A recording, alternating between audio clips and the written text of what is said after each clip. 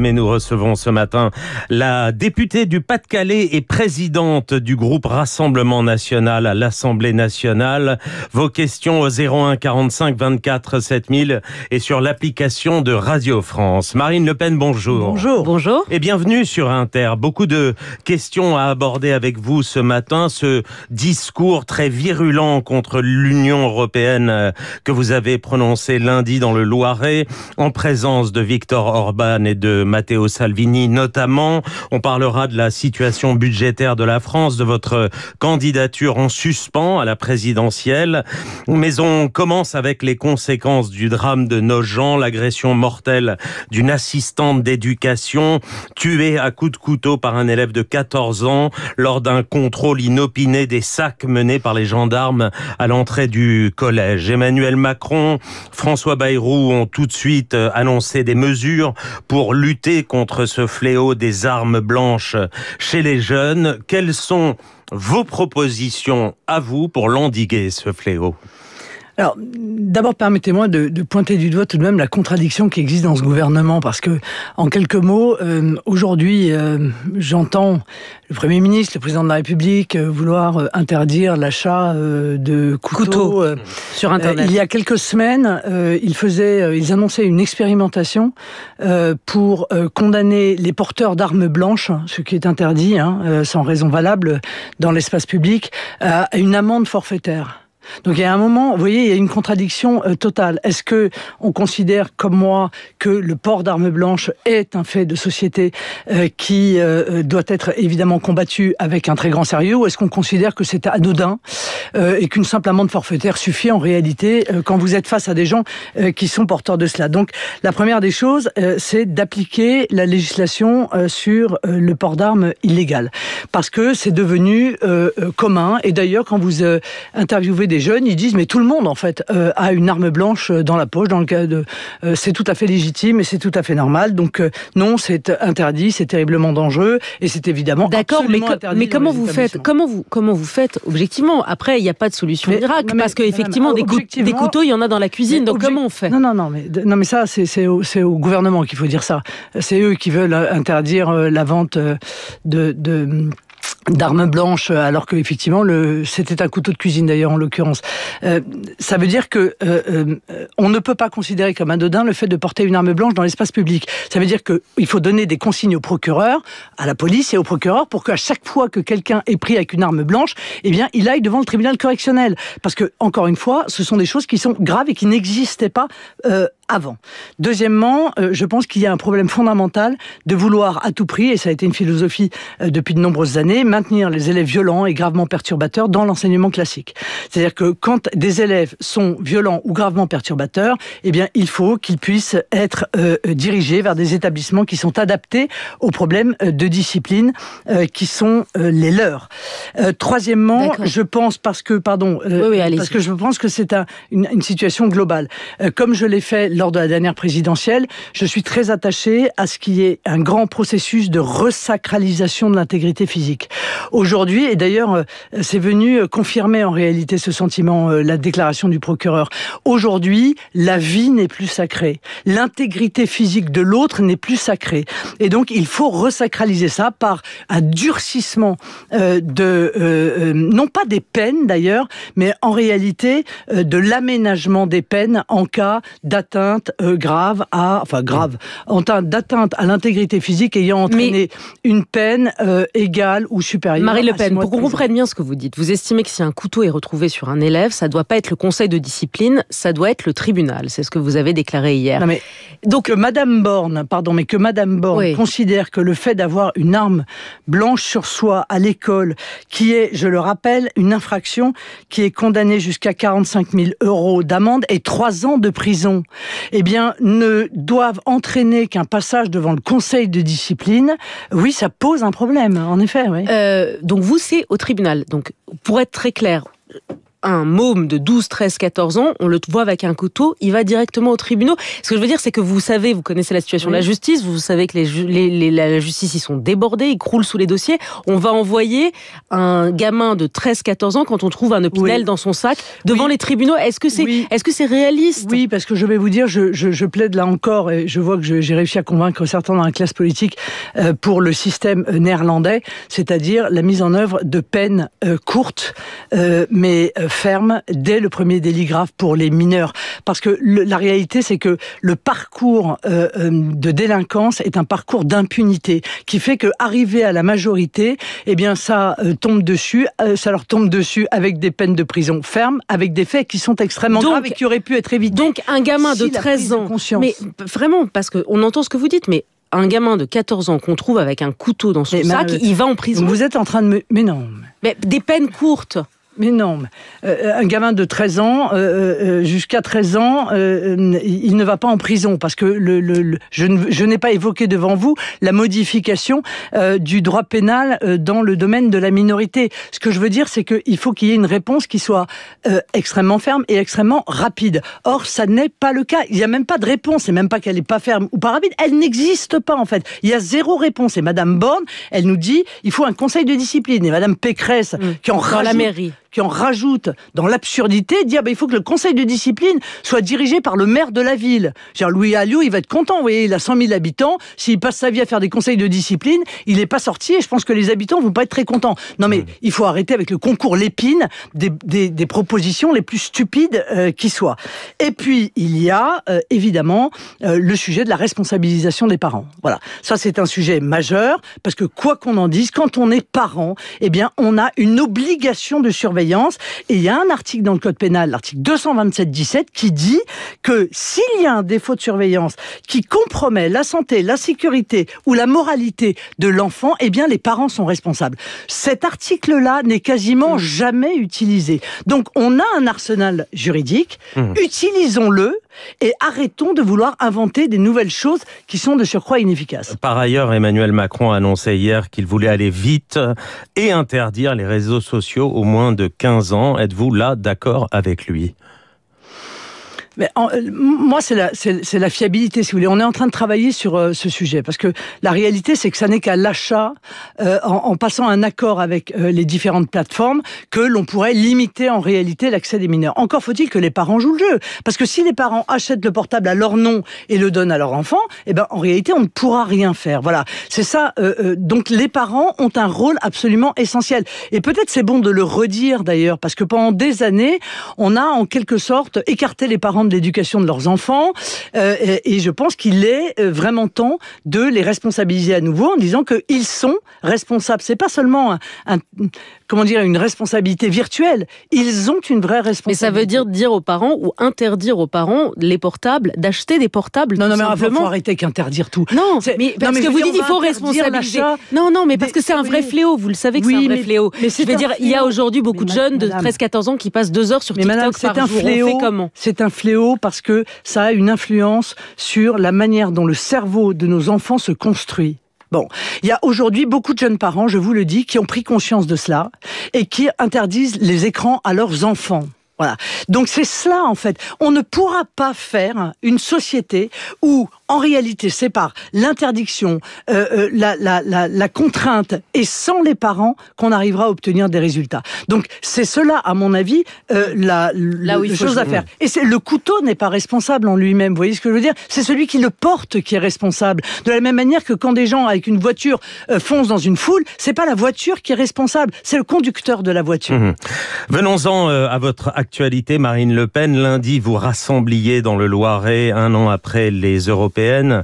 Vos alliés européens étaient notamment présents le Premier ministre hongrois, Viktor Orban, ou encore le vice-président du Conseil italien, Matteo Salvini. Orban a prononcé un discours particulièrement virulent. Parlant des migrants, il a déclaré, je le cite, « Nous ne les laisserons pas détruire nos villes, violer nos filles et nos femmes, tuer des citoyens pacifiques ». Il a comparé la politique migratoire européenne à, je cite, un échange organisé milliers de population pour remplacer le socle culturel de l'Europe. En clair, c'est la thèse du grand remplacement qu'il défendait chez vous, devant vos troupes dans le Loiret. Vous pensez désormais, Marine Le Pen, qu'il y a un grand remplacement à l'œuvre en Europe? Vous êtes d'accord avec Viktor Orban quand il dit ça, chez vous, devant vous? Non mais que M. Orban soit tout à fait opposé à l'immigration, c'est un fait. Il a raison, et d'ailleurs il n'y a pas d'immigration en Hongrie. C'est ce qui fait d'ailleurs qu'il paye des sommes absolument considérables de sanctions, puisque vous le savez, avec le pacte migratoire, l'Union européenne maintenant, en réalité, condamne les États qui refusent de prendre les migrants à 20 000 € par migrant. Ce que je considère comme étant une démarche autoritaire de la part de l'Union européenne et profondément antidémocratique, parce que chaque peuple a le droit de décider qui vient chez lui et qui s'y maintient, et ça n'est pas à l'Union européenne d'imposer. Mais vous pensez qu'il y a un échange organisé de population pour remplacer le socle culturel de l'Europe comme lui ou pas? Moi, je vous ai toujours dit que je ne pense pas qu'il y ait un complot.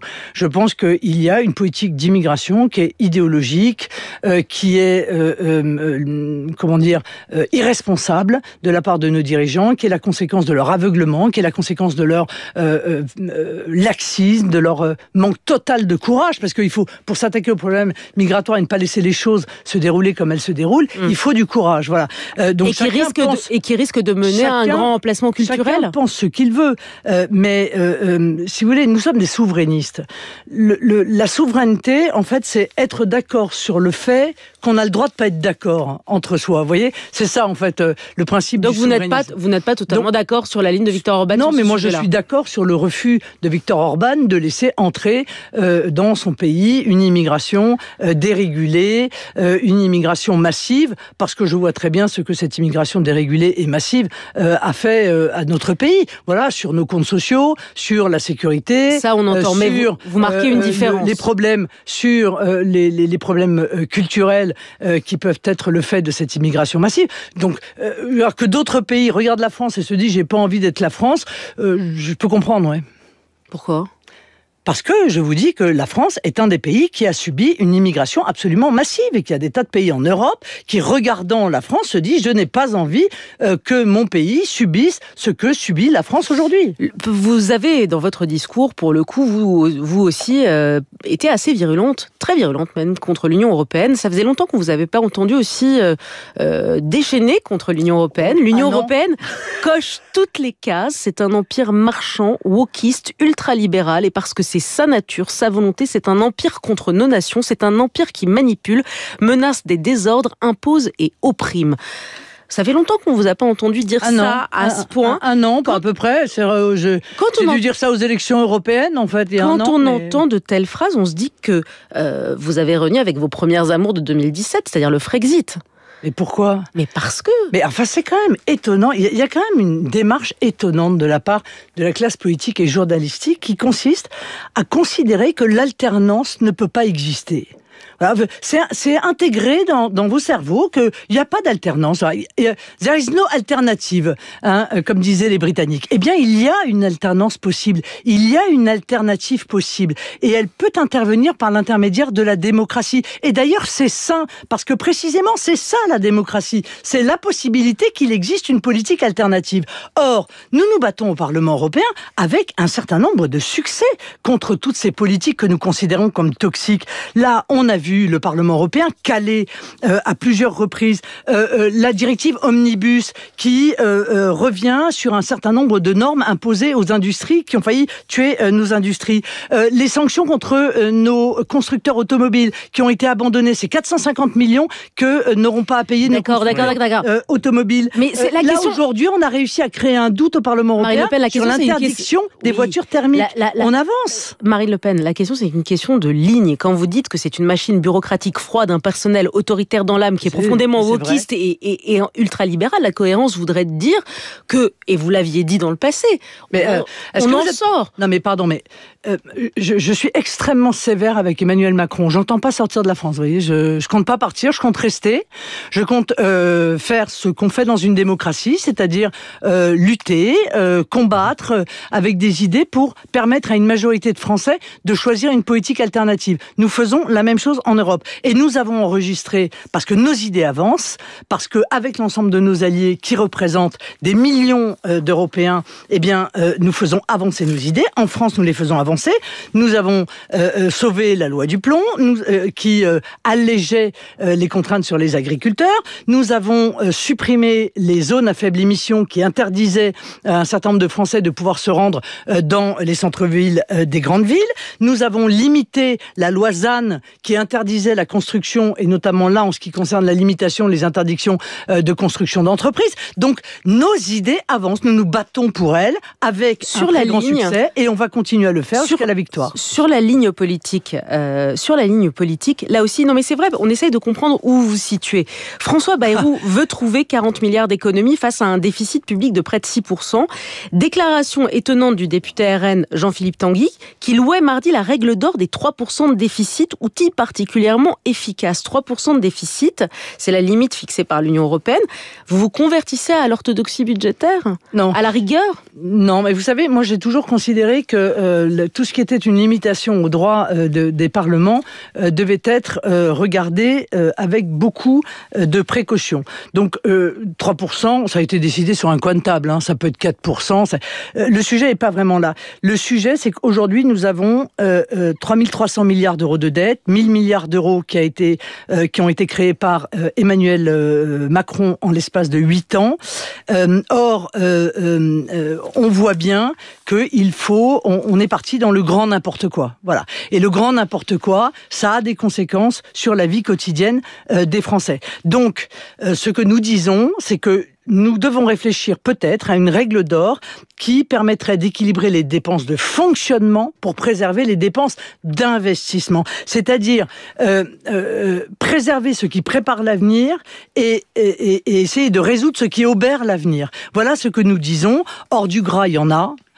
Évidemment, il y a des économies à faire et elles sont nombreuses, et sans passer par une augmentation des impôts, car nous le refusons, mais par une baisse des mauvaises dépenses. Marine Le Pen, question sur la ligne du Rassemblement national.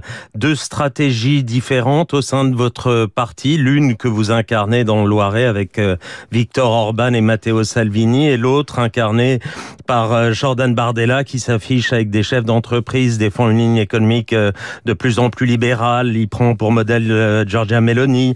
Il prône de plus en plus l'union des droites. Dites-nous, éclairez-nous, est-ce qu'il y a deux lignes au RN maintenant ? C'est marrant parce qu'il me semble que Jordan Bardella était là dans le Loiret aussi. Ça n'empêche pas. Ça n'empêche pas d'avoir deux lignes. Il peut être là et penser différent. Non mais écoutez, il n'y a pas de ligne. Franchement, je veux dire, la dernière fois c'était drôle parce que il discutait avec des journalistes et les journalistes lui disaient « Ah, vous êtes quand même beaucoup plus libéral que Marine Le Pen ». Et il venait exactement d'exposer le projet économique qui était celui que j'avais conçu pour la dernière présidentielle. Donc j'entends qu'on ait envie de voir des différences. Il n'y a pas de différence. Et évidemment, nous parlons à des chefs d'entreprise. Évidemment qu'ils se rendent compte d'ailleurs pour la plupart qu'ils ne connaissent pas non plus notre programme économique et que c'est bien qu'ils le connaissent parce que ils en avaient une vision caricaturale. Et je pense que l'on peut préserver les intérêts économiques de notre pays, renouer avec la croissance sans obligatoirement considérer que les chefs d'entreprise, comme le fait la gauche, sont des adversaires ou des ennemis. C'est vrai que vous avez eu cette petite phrase la dernière fois que vous avez pris la parole, c'est que vous étiez en Nouvelle-Calédonie. Je ne suis pas sûre que Jordan, pour le coup, connaisse très bien les problèmes de la Nouvelle-Calédonie. Alors nous, évidemment, on a tous sursauté. Vous connaissez les journalistes. On s'est dit, vous pensez quoi ? S'il ne connaît pas bien les problèmes de la Nouvelle-Calédonie, c'était quoi ? C'était une correction, une réprimande publique ? C'était quoi ? Vous faites toujours vous faites de rien, quoi, un buzz, parce que je sais pas, il vous manque des choses à dire. Pourtant, des choses à dire, il y en a plein, quoi. Enfin, je veux dire, la situation du pays est telle que dans l'intégralité des domaines, on a des choses à dire. Il se trouve que j'étais en Nouvelle-Calédonie. La situation de la Nouvelle-Calédonie, elle évolue tous les jours. Je venais de faire 4 jours de consultation de l'ensemble de la classe politique pour proposer un sujet. Donc, au moment où on se parlait, je crois que j'étais celle qui connaissait le mieux la situation de la Nouvelle-Calédonie. Marine Le Pen. On me demandait, mais est-ce que vous allez aller avec avec lui dans le tour de table d'Emmanuel Macron. La présidentielle arrive. On rappelle que vous avez été condamné à 5 ans d'inéligibilité dans l'affaire des assistants parlementaires du FN. Le procès en appel se tiendra au premier semestre 2026. Décision attendue à l'été 2026. Vous restez à ce jour la seule candidate à la présidentielle de votre parti. Bah oui, évidemment. Je suis la seule candidate à la présidentielle, car j'espère que la Cour d'appel rectifiera cette erreur majeure qui a été commise par le tribunal, qui a constaté ma culpabilité que je conteste formellement, et a décidé précisément, c'est dans le jugement, de m'empêcher d'être élu à l'élection présidentielle. Je pense que c'est un problème démocratique absolument majeur. Vous avez confiance dans la justice ? Je veux avoir confiance dans la justice. Vous voyez, si jamais ça n'était pas le cas et que la Cour d'appel décidait ce qu'elle décidait, Jordan Bardella a-t-il les qualités pour être président de la République à 31 ans ? Mais oui, Oui, parce que il pense bien, parce qu'il a les bonnes idées, parce qu'il a la bonne vision. C'est celle que nous partageons d'ailleurs ensemble.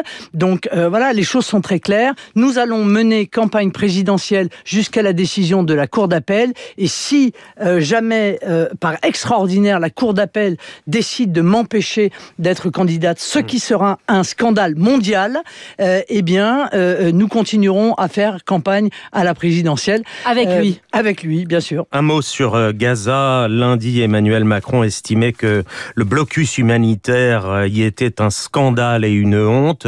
Vous diriez quoi à Benyamin Netanyahou si vous étiez au pouvoir aujourd'hui ? Continuez votre guerre à Gaza, on vous soutient. Quelle serait votre position, Marine Le Pen ? Ce qui est sûr, c'est que moi, je partage en tout cas l'objectif de Benyamin Netanyahou d'écarter définitivement et d'annihiler la puissance de destruction du Hamas. Bon, mais je ne suis pas la seule, puisque je vois quand même qu'au moment où Emmanuel Macron tape à tour de bras sur Israël, Mahmoud Abbas lui-même, le président de l'autorité palestinienne, donne des leçons à Emmanuel Macron en disant des choses qui sont très claires et qu'on attendait dans la bouche d'Emmanuel Macron.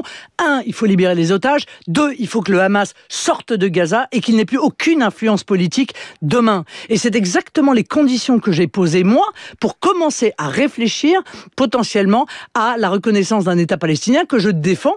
Je défends l'existence de 2 États depuis de nombreuses années. Mais j'ai dit, pas avec le Hamas, on ne peut pas forcer Israël à avoir comme voisin vous comprenez que la guerre est le bloc terroriste. Vous comprenez que la guerre continue aujourd'hui. Moi, ce que je comprends, c'est que Mahmoud Abbas a une vision de cela qui est beaucoup plus ferme contre les terroristes du Hamas que la position d'Emmanuel Macron, et j'en suis bien malheureuse. Et dernière question très rapidement, comment vous trouvez les 4 premiers mois au pouvoir de Donald Trump ? Il fait le job ? Si vous voulez, on a vraiment le sentiment que ça part un peu dans tous les sens. Moi, j'attends de voir quels sont les résultats. Voilà, parce que c'est vrai il est toujours beaucoup critiqué. Il est de bon ton de critiquer Donald Trump. Il a une méthode qui est assez particulière, qui est peut-être américaine, mais qui est assez brutale, difficile à comprendre. Assez difficile à comprendre en France. Mais moi, je juge les dirigeants politiques à leurs résultats. Et lors de son premier mandat, il a été beaucoup critiqué, mais dans le domaine économique, il a obtenu pour les Américains des bons résultats. Donc attendons de voir ce qu'il en est. Et puis, en revanche, arrêtons de trouver des justifications à ceux qui usent de la violence, qui pillent, qui cassent, parce que ça n'est pas un processus démocratique de faire ça. Merci Marine Le Pen d'avoir été à notre micro sur Inter ce matin. 8h48.